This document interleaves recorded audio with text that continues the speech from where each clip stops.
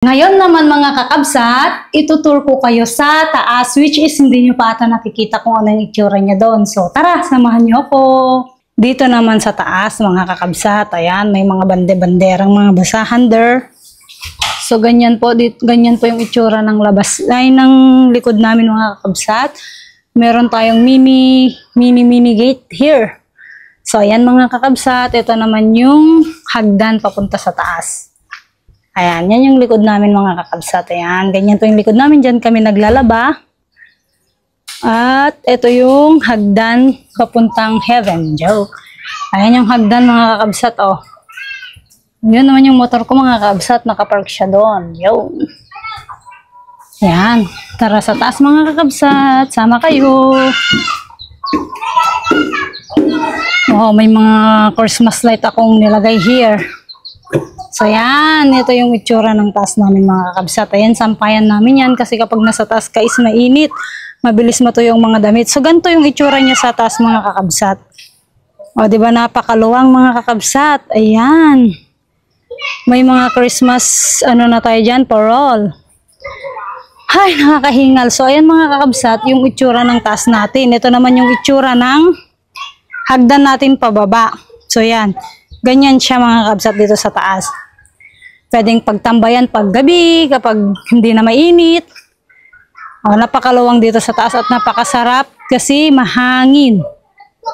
Ayan mga kakabsat, ganyan yung view niya sa taas. So ito naman mga kakabsat, alam kong ngayon nyo lang ito makikita. Bale, itong pinto dito mga kakabsat, meron kasi siyang atik. Kaya yung atik niya, pinagawa ko na lang pong kwarto. Para in case po na may mga bisita, ayun, pwede tayong matulog here. So, ipapakita ko na siya sa inyo mga kakabsat. Bubuksan na natin. Oh, yun. Ganito po sa taas niya mga kakabsat. Ayan. Ito po yung itsura dito sa taas. Oh, ganyan mga kakabsat. Oh, meron siyang bintana. Meron siyang ilaw. Meron siyang bintana ulit dito.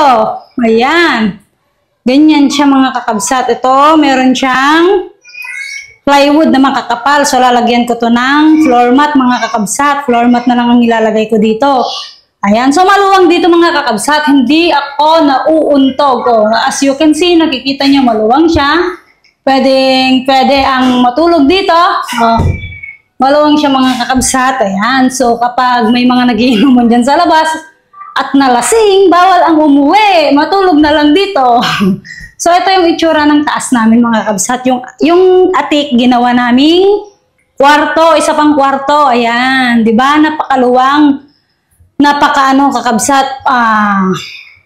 Useful. Oh, diba? Yan yung itsura dito sa taas. Ayan ay solar ng electric fan. So, ganito po ang itsura sa taas mga kakabsat. Dito sa may atik niya, ayan, papalagyan natin ng gamit dito. Higaan, ganun. Electric fan. Kung may konti-konti tayong budget, palalagyan din natin dito ng TV. Para hindi ma-board ang ating bisita. Ayan. O, diba? Dito sa taas mga kakabsat, ganyan po yung view na nakikita nyo. O, napakaganda. Mahangin sa labas. Ayan. Dito naman, makikita nyo yung view dun sa labas. Pag nagkakape dito, nakikita natin yung ilog doon. Diba? Napakaganda kakabsat. So, ayan. Ganyan po siya dito. So, ayan po ang ating mini vlog. House tour, fruit of labor. So, grabe, nakakaiyak. Kasi natapos na rin tong bahay. Tapos na siya and very thankful ako kasi very thankful ako kasi natapos tong bahay.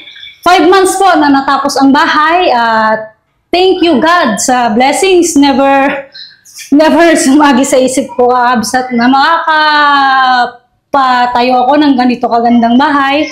Never ko naisip in the future na kakayanin ko to. So, yun lang masasabi ko sa inyo. Walang imposible sa taong nangangarap. Kaya sa mga nagsasabi dyan na nagyayabang, na mayabang, na porket nakapagpabahay ay yumabang na no, hindi po ako nagyayabang. Ako po ay proud sa achievements ko. Ako lang po ay gusto ko lang po maging inspiration sa lahat ng nanonood na kabataan, mga anak. na kapag mabuti ka sa iyong magulang, ay lalo kang pinagpapala. Kapag mabuti ka hindi lamang sa iyong magulang, kundi sa kapwa mo tao, ikaw ay lalong bless ni Lord, mga kakabsat. At kung marunong mong hawakan ng pera sa mabuting paraan, ikaw ay lalong mas pagpapalain, mga kakabsat. Gusto ko lang ma-inspire kayo na walang imposible sa taong nangangarap. Na hindi hadlang ang kahirapan para maabot ang iyong pangarap. Dapat kapag nagdasal ka at umiling sa Diyos, nagmanifest ka, samahan mo rin ito ng galaw. So, I want to inspire more people sa mga ating kabataan na hindi posibleng mangarap. At balang araw, manifest mo na yan. Ikaw na rin ang susunod na magkakaroon ng bahay. At ikaw na rin ang tutupad na magbibigyan ng magandang bahay ang iyong magulang. Yan lamang. Maraming salamat, Panginoon. At maraming salamat sa lahat ng nagmamahal at sumusuporta sa amin ng nanay ko, sa aming tatlo nila Karen. Sana po huwag kayong magsasawa at balang araw, mga kakabsat, makakabawi rin kami sa inyo. Maraming salamat. God bless and more blessings to come. Thank you.